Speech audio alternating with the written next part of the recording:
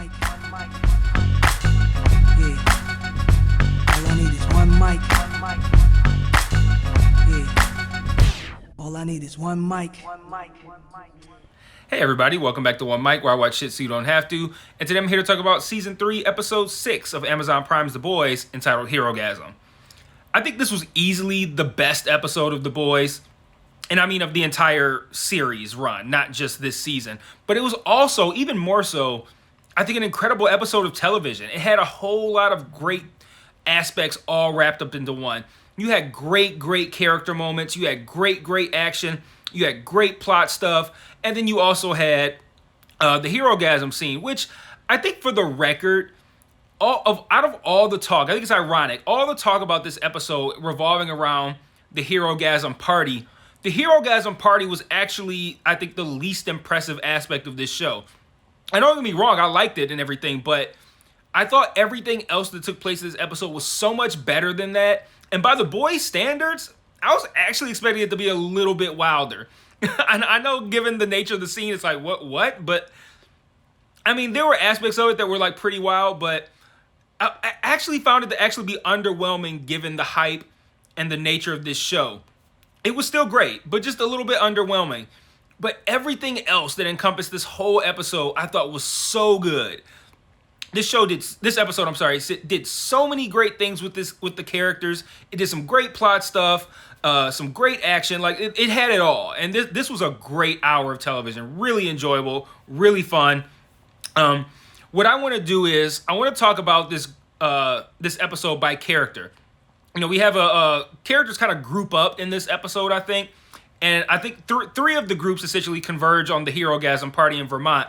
But I want to talk about several groups of characters who I thought had really interesting episodes. And I want to start with Homelander because they're continuing to do this arc with Homelander and his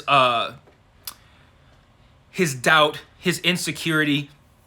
He ends up at Herogasm because the Deep tells him that that's where the TNT twins are going to be. And that's where the TNT twins are, which means that's where Soldier Boy is going to be.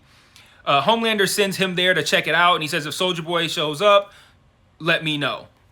But that's how he ends up at Herogasm. But prior to that, there's a really good scene with Homelander where he's talking to himself in the mirror. And on paper, I feel like this scene doesn't come off as good as it did in the episode. And I think Anthony Starr's performance in this scene is what really pushes it over the top. He does so great with showing that vulnerable side, but then also showing the side of Homelander that we see. And the way they cut it together and make it feel like it's just one long monologue, essentially, or dialogue, actually, between two different people. One long dialogue. It really proceeded through the episode well. It flowed well. I thought that this was a great conversation and that it showed a little bit more about what we already know about Homelander, but Homelander acknowledging what we know about Homelander. And it did an interesting thing where the eviler Homelander, essentially, they do it like they did Moon Knight, where he implies that essentially his evil side, the side of him that's hard and callous, was created to protect the, I guess, vulnerable side of him. He says something like, when we were put in the bad room, that's how he was created then to help get them through that situation. And Homelander's vulnerability, his insecurity, his doubt, his desire to be loved, the eviler side of him looks at this as a weakness. Like, this is the little part of you that's human. And he's like, we got to eradicate that. He said, cut it out like a cancer so you can be pure and clean like marble. And I thought this was such a great line and conversation because this show continues to kind of draw parallels between the superheroes and, like, white supremacists. Like, that was a very intentional, I think, wording of what needs to happen. The cutting it out like a cancer, you'll be pure and clean like marble. You know, the part of you that's human, he calls it all sorts of nasty adjectives. And I think, pure and clean like marble is a very specific and particular choice of words there. And I think that's how, the white supremacists look at life. Like they're the top of the food chain. the other parts, the lesser parts, in their opinion, need to be eradicated so that the world can be pure and clean like marble. And I think they haven't leaned into it too heavily. They've leaned into like Homelander kind of like drawing parallels with Trump and whatnot, but they haven't really leaned into this white supremacy thing too much until this season. But I saw it there very clearly in that conversation, and then obviously we've seen it in a more overt fashion with Blue Hawk. But oh man, I thought that was a great scene, and I thought that was the kind of scene that works on a few levels. And when you actually dig in and think about that white supremacist kind of angle, it really is very much parallel with how Homelander looks at humans. So I thought that was great. But we'll be talking about Homelander a little bit more later. But Soulja Boy, Huey, and Butcher. So Butcher further expounds on the deal that I talked about last week. He's like, hey, we broke you out of the Russian spot. We had Crimson Countess all tied up and ready for you. Side note, I killed Gunpowder as well. And we will help you get whoever else on your team you need to get. In exchange, all we ask is that you also get Homelander. Ultimately, he agrees. And once Butcher has the location for the TNT twins, they head off to Vermont as well. And that's how they end up at Herogasm. And a quick side note, another aspect of this episode that I like is how they put all these different people at Herogasm. Because for a minute, I just thought Deep was going to be there. And I'm like, okay, well, Deep will be there. He's sexually depraved. We'll see him interact with all these other people. But the fact that they took all these different groups and brought them to this house at the same time and used it to just have this huge... I'm going to say it. This huge climax to the episode. I can't believe I said the phrase huge climax and I haven't even talked about the part that is making me laugh right now.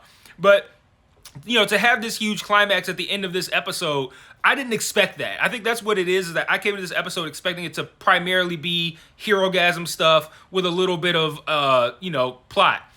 And they use the Herogasm angle as a means to justify how they get all of these heroes in one place, having them meet for the first time and staging this great battle. And I don't know, I just thought that was brilliant. But anyway, where was I? Oh yeah, Huey, Butcher, and Soulja Boy. So interesting moment when Butcher is going to get the location for where the TNT twins are. So this is before they actually go to Vermont. They're like, holed up in a motel. And Soulja Boy's just kind of ranting about just what life is like in 2022 and how he doesn't like it. A whole lot of fucking fragile masculinity going on here. But as he's ranting and getting more excited, this Geiger counter that Huey is holding starts clicking really fast.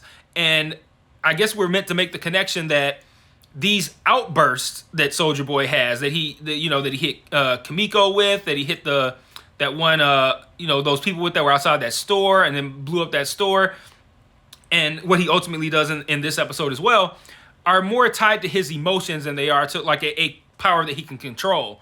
He mentions that he blacks out when this happens and he doesn't know what happened. So he wakes up from it kind of like, okay, what happened? He doesn't mean to kill these people. And I think that's going to be important for how they utilize Soulja Boy in these remaining 2 episodes. But we learned that, and I think that's interesting to find out that the Geiger counter can be used to kind of gauge how close he is to that happening, which is what we kind of see happening at the end of the episode.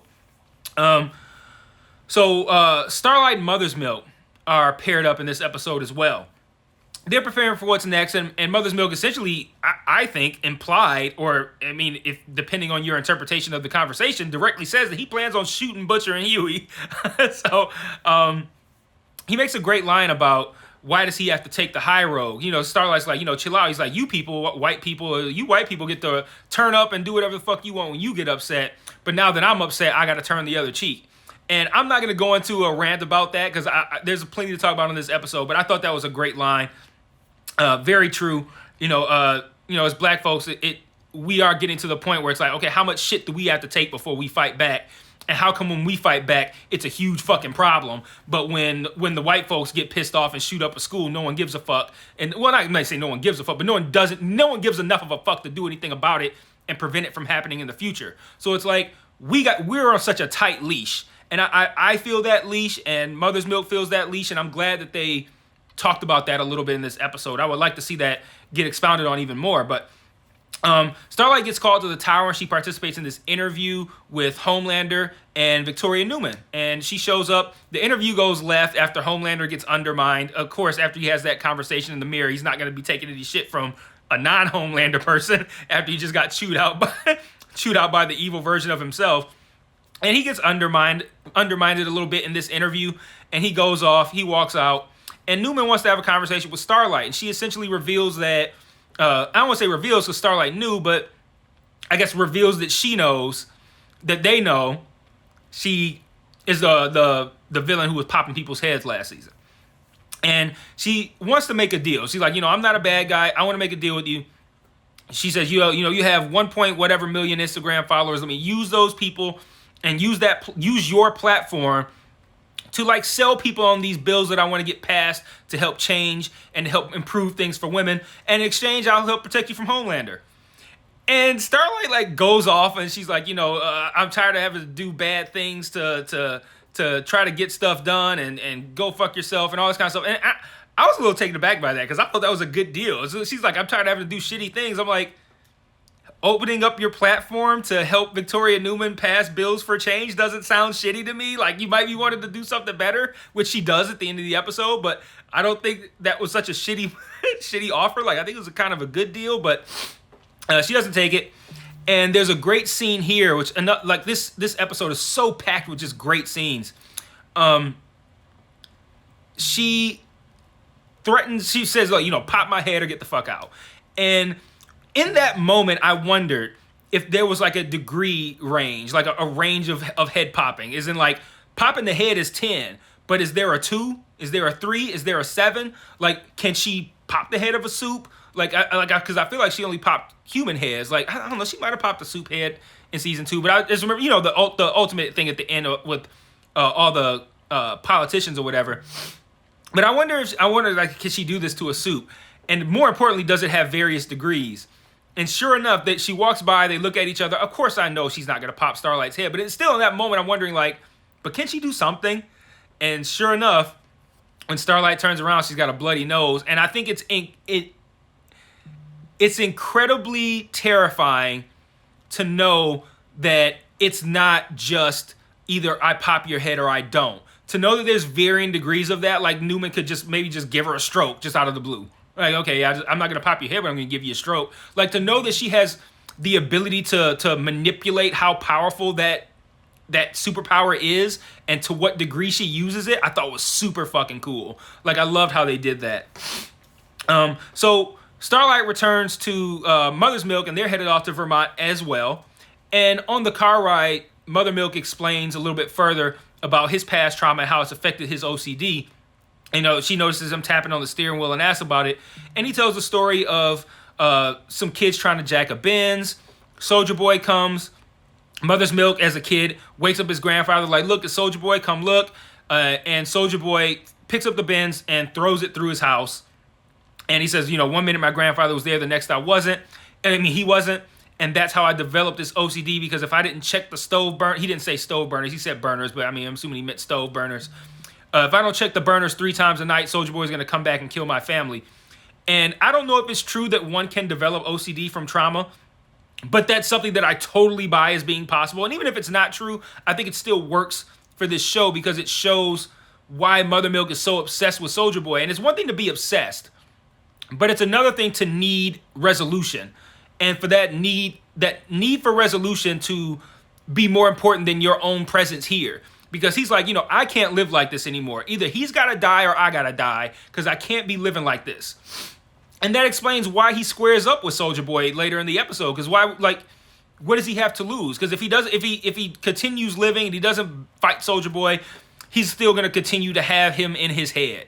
And the idea that because of this trauma, it's more important to him to have a resolution, it's a finality to this Soldier Boy situation than it is even for him to live, for him to see his daughter again. Like, he's putting all of that past it. And I think, again, an interesting conversation to have about, how should he be responding to this? And we see it a little bit later when he starts to interfere in the big fight and Starlight pulls him away and she's like, you got to help me get these people safe. And it's kind of like, okay, let's shift your focus from revenge to saving people. And it works. But I thought that was a great scene, a great conversation. And I love the idea of, I've talked about this over multiple shows, the idea of how trauma can impact people in different ways. And I've talked about shared trauma passed down generationally through on other shows. And then here we have the idea that of trauma causing OCD or nervous tics or whatever it is you might want to call it. So that was a really great scene as well. More great scenes. I want to talk about A-Train for a minute. A-Train, like, in an episode full of great shit, A-Train had the best fucking scenes in this episode, man. The scene where he goes into Ashley's office and demands that charges be brought up against Blue Hawk, and then she has the whole thing where she's like, you didn't care when you were killing people, and now that this happened to you, now all of a sudden you care, and then she says, go fuck yourself. And then she goes, that's right, I said it out loud. And I love that part that she emphasized the out loud part, because that's the go fuck yourself was the knife, the I said it out loud was the twist. Like, because like she knows, like, I said it out loud to you, you wouldn't say it out loud to Homelander. Granted, she wouldn't say it out loud to Homelander either, so it's only like a partial kind of tough girl thing, but still, I love the emphasis of it, because at the end of the day, he's got to have all of this these regrets and this doubt and this insecurity over how flaccid he is as a person around Homelander. So for her to go, I just emasculated you out loud to your face, like you're too chicken shit to do to Homelander, that had to sting. And I love the fact that she emphasized it, and I love how she did it. Like there was a lot of spite and a lot of animosity in how she said that out loud part. So again, another great scene. A-Train, all of A-Train scenes, the three scenes at least I plan on talking about, all great scenes. When he runs into Huey at the Herogasm, and Huey demands the apology, and he readily gives it, and he doesn't just give a I'm sorry, he gives a whole thing. And that works on the heels of the Ashley conversation. The Ashley conversation was there to make the Huey apology possible. After she laid that guilt trip on him, and he even said something to the effect of like, that must have been terrible to see you lose a loved one. Because he's thinking now, the same thing that Ashley said to him, like, you didn't give a fuck before when you ran through, and now I'm getting specific to the Huey situation, when you ran through his girlfriend, I think he said her name was Robin, I don't remember, that was season 1, episode 1. When you did that, you didn't give a shit. But now that it happened to you, now all of a sudden you care. So now when he's in this situation with Huey, and Huey's like, you did this to me, now he's understanding like, oh, this happened to me. I just got shit on for not caring when it happened to other people. Now I need to acknowledge the pain that I've caused other people in order to, I guess, kind of like get past my own pain. So him apologizing to Huey is that, like, that's one good thing, check. The nature of the apology was another good thing, check. But what really makes the apology work was the scene earlier with Ashley. We don't have that scene. This scene still works, but it doesn't work as well. It's not a great scene. It's a really good scene. So I like the fact that Ashley holding him accountable made him hold himself accountable when it was time to talk to Huey. So again, great scene. And I've been not complaining, but noting how they haven't really given A-Train much. And, he gets some great scenes in this episode, but it's starting to look like we might not see him anymore. I don't know, but his final scene, incredible. This show has had a lot of visually stunning murders and just like really cool to look at murders. A-Train's had the best ones. A-Train's running through Huey's girlfriend in the first episode is like an all-time great death scene in a movie. Or, I'm sorry, in a show. What he did, the thing with Blue Hawk, that's one of the best things I've ever seen, ever. That was cool, not just because of the idea of a speedster dragging someone's face across the pavement at those speeds, their whole body across the pavement at those speeds, but from the whole build-up leading up to this moment of how he can't use his powers. So when he grabbed him and sped off, I immediately gasped because I'm like, oh shit, because they laid out the stakes of like if A-Train uses his powers, he could die. So when he does it, you get that immediate shock of, oh shit, like he hasn't done this in forever. And then you see what he's doing, and it's like, holy shit, like, this is a crazy scene, because, like, it's not just a speedster dragging someone's body across the pavement at that speed, turning him into fucking, mashed potatoes. It's the fact that he did it knowing he was probably gonna die afterwards. And, like, that's what made it so cool, because it's like, you got Ashley putting him in check, saying you didn't give a fuck about the people you killed, now you give a shit. It's Huey getting that apology out of him, making him have to face who he's been and apologize and accept that. And now it's him making it right, getting the revenge for his brother and sacrificing his own life, apparently. I don't know. We don't know for sure that A-Train is dead, but looked like it to me. But what an incredible scene, and what a great moment for that character. And to give him, if this is the last we've seen of A-Train, to give him that kind of like come full circle kind of thing, where, like, you know, he took a life the first time we saw him from his speeding. He took a life the last time we see him from his speeding. But the A-Train who took Huey's girlfriend's life at the beginning is not the same guy who's taking Blue Hawk's life at the end. And I love that full circle kind of thing for A-Train. And that was just a great moment. So, like, again, you know, the A-Train scene, like the scene with Mother's Milk talking about his OCD, what was the other one? Homelander's conversation with himself. Like, all of these are great scenes that don't have anything to do with the Herogasm part of it. Like, we haven't even gotten to that part yet. At least as far as, you know, me talking about it, we haven't gotten to that part yet. And yeah, like, I'll move on. Frenchie and Kamiko. We last saw Frenchie being taken away. We see her being taken away this time while she's eating a popsicle that has a why was the photo put in the prison, put in the jail, or something like that. We see her get taken away, and when she wakes up, she's chained to a chair with Cherie, who you know, we've been hearing Frenchie talk about for most of the season. And they bring in Frenchie naked, chain him up, and they're about to get their torture on. She breaks free using the rest of that popsicle stick with the finished joke of that the photo was framed. She breaks free, and I think they're doing this on purpose. I think they're making us question if she's getting her powers back or not. Because there was aspects of that where it's like, okay, she broke out of the thing, but she did just expertly use a popsicle stick to slice a guy's throat. And then the stabbings, all that kind of stuff. Like, there was aspects of it that made me wonder if she was getting her powers back. Plus, that guy was beating the shit out of her wounds, and he was landing some big, heavy blows. Like, I don't know, it makes me wonder if she's, you know, we see her at the end and she's okay. Well, you know, she's alive, I should say. She's not okay. But, you know, we see her at the end and she's alive. It makes me wonder if maybe Soulja Boy's burst that made her lose her powers, it's only temporary. Maybe she can get them back. I don't know. But she breaks free, lays waste to everything while Frenchie is still tied up, stabs this guy 8 million times. And it's like, you know, when she was getting punched in her wounds, I was sitting there kind of like, oh, man, this is rough. And then she stabs him however many times she stabs him. And I'm like, as somebody who's accustomed to over-the-top grotesque violence in shows, even this show, but in other shows as well, even then I was still kind of like, oh, this is excessive. It's the squishy sound that does it. Yeah, it's the squishy sound. But I don't know what do you guys think? Is she getting her powers back? I feel like she is, but she says she's always been a monster and that it wasn't her powers, because evidenced by what she did just now.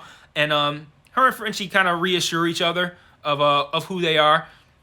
I think that their storyline has not been that interesting. I don't like the fact that they've been separated from the team.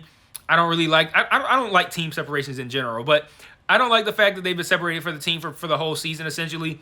And this storyline with Nina hasn't been that interesting, but their portion in this episode was pretty good. So, lastly, I want to talk about the Herogasm event itself, and I'm going to give a few thoughts on the episode. I'm running kind of long, but this was such a great episode. How could I not? But, so Herogasm, it's a party for a bunch of, as I think, who put it? Mother's Milk, who was it? Somebody said a bunch of C-list heroes coming together to do what they do. And we see a lot of interesting visuals. You know, there's a guy who's like his dick was on fire. There's someone else who made like a dildo out of ice. You see a guy like, I guess he's like uses telepathy or something, like using his mind to like give women orgasm. Like, you see all kinds of weird stuff. Nothing that really threw me off until I hear the term, I'm throwing ropes. Oh my God, that phrase "throwing ropes" is I'm not even ridiculous. Mother's Milk opens up the door and has ropes and ropes and ropes of nut all over his fucking body, right on the heels of getting whatever goo Termite had on him on his jacket. Oh man. And then to top it all off, I'm sitting there in shock. Like, wow, what just happened? And then to top it all off, you hear the guy off camera go, "Lick it up, you brown bunny." That was great. That was great. Deep getting blown by that octopus was that was something. Not surprising, but it was something. But yeah, you know, that this was the party essentially. You know, we get those visuals throughout the course of the party, but the best part of the party, again, even the Herogasm part, like I said, was a little underwhelming. When I say the Herogasm part, I mean like the actual like sex-based stuff. That was like, okay, it was a little over the top, but less than what I was expecting. But then the episode climaxes with with an epic battle. So Soulja Boy shows up. He finds the TNT twins for one, and he, you know, has one of his outbursts where he obliterates them, incinerates them, and kills 12 others, injures a lot of other people. All kinds of shit going on with that. But you also have the moment where when he first arrived, well, I don't know if it was when he first arrived, but shortly after he first arrived, Mother Milk comes out all changed in new clothes and immediately sees Soulja Boy. They start to, well, they don't start to fight. Well, they do start to fight, but they don't actually get to fighting because Butcher comes in and tells Soulja Boy to leave Mother's Milk alone. So then Mother's Milk and Butcher fight. You know, it's a waste of time. Both Butcher and Huey are on V. He, you know, is hitting with a bat. Nothing's happening. Nothing really comes of it. But then we move to what do we have next?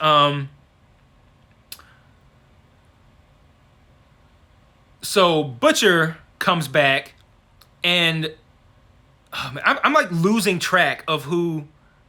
Oh, okay, no. Okay, now I got it. Then this is when finally Homelander shows up, and I'm just like, oh my God, this is about to be nuts. Homelander shows up, and him and Soulja Boy start going at it. You know, after he blasts Butcher, they start going at it. Already, I'm like, oh, this is cool. They have a great fight.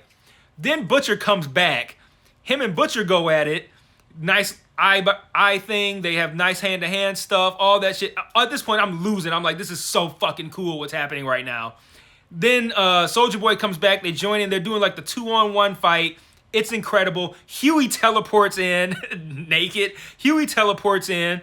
And then he joins in as well. They're about to finally get Soulja Boy to do one of his energy outburst blasts onto Homelander. And Homelander bails at the last second. But real quick on this, though, I like the fact that Huey's power, like, I don't know how it worked in the comics, but they could have Huey teleport in clothes. But the fact that he teleports out of his clothes, it just seemed like an arbitrary thing, like that's part of what he does. But then it works for this because he teleports into a room full of superheroes who are having sex naked, and no one's gonna bat an eye. Okay, oh, he teleported? Yeah, we are all soups here. Oh, he's naked? Yeah, we're here to fuck. Like, so it's like it's no shock there. I love how his power was perfect for this moment. But yeah, Homelander bails and is left to lick his wounds, and he's staring in the mirror at the end, and we know that he's probably getting chewed out by his evil side. We just don't see it. And then after all this is over, Starlight, I guess, again, fed up with doing shitty things like using her platform for change, does use it for something very, very good. She goes on IG Live and she basically exposes everything. She exposes what Soulja Boy's done. She exposes what Homelander's done. And then she gives her real name and she quits. And that was the end to an incredible fucking episode of television. And easily, in my opinion, the best episode of The Boys over 2.5 seasons. So I'm going to wrap up with a couple more thoughts. Just funny little things that I might have noticed I want to talk about. I don't believe the narrative that the show is putting forth that Black Noir is scared of Soulja Boy and running away. Like, that's what they all jump to. You know, Deep says, Noir's gone. He's like, oh, he wouldn't leave me. He wouldn't run. I don't think he's running. I think he's going after Soulja Boy, or he's composing a plan of some sort. But I don't think, Black Noir, I don't think is scared. Doesn't strike me as a guy who gets scared. I think he's up to something. I like when Soulja Boy said that GPS, Bluetooth, and internet were made up words. Like, it made me think of Drax and in Guardians of the Galaxy. Like, it's a made up word. All words are made up words. I like Soldier Boy having no idea what happened with Cosby, and he's just stuck in the 80s, and he's like, that's a real man. Does he make a strong drink? that was good. I like that. But I also like, there's a parallel here, I think, between him and Huey as well. There's a hang up regarding like masculinity and gender roles for both of them. You know, Soldier Boy's talking about Homelander wearing a cape. He's talking about Cosby being a real man. He's talking about what are these guys walking around with these things to carry the babies in. You know, and then you got Huey talking to Starlight like, you know, I don't feel good about you having to save me all the time. I want to save you for once. This feeling of being more of a man. And they both have similar hang-ups about that. I think that's interesting. And I wonder if that's a parallel that they're going to expound on later, if that's just something that exists. But I like when Newman was talking about the Congress people she blew up, and she said that they were passing around deep fakes of her blowing Bin Laden. I thought that was clever. And then lastly, I want to pose a question to you guys. Are Huey and Starlight broken up? Seems like they are. But more importantly, are Butcher and Mother's Milk broken up? I think they might be too. I mean, now there's still room to reconcile both. I kind of think that might not happen with Huey and Starlight, and it might happen with Butcher and Mother's Milk. But I don't know. Let me know what you think. We got 2 episodes left, and man, again, crazy episode. I can't wait to see how they wrap up this season. I will see you guys next week for episode 7. Peace.